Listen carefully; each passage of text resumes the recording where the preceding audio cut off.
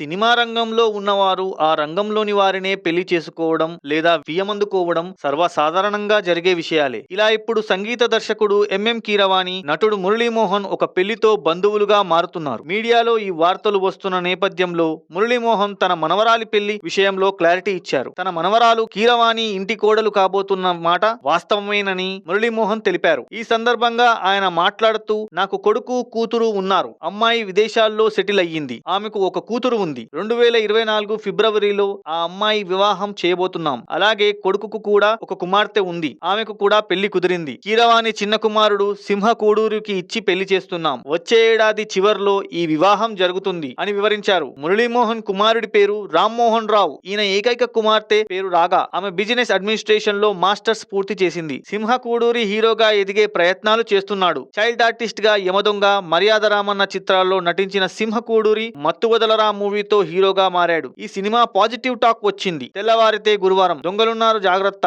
ఉస్తాద్ వంటి different movies లో నటించినప్పటికీ సింహకు break రాలేదు. ఇక సింహ ఫ్యామిలీ గురించి చెప్పుకోవాల్సి వస్తే తండ్రి కీరవాణి టాప్ మ్యూజిక్ డైరెక్టర్, తల్లి శ్రీవల్లి కాస్ట్యూమ్ డిజైనర్, పెద్ద కొడుకు భైరవ మ్యూజిక్ డైరెక్టర్ గా రాణిస్తున్నారు. ఆస్కార్ వేదిక మీద నాటు నాటు సాంగ్ రాహుల్ సిప్లిగంజ్ తో పాటు ఆలపించారు కాలభైరవ.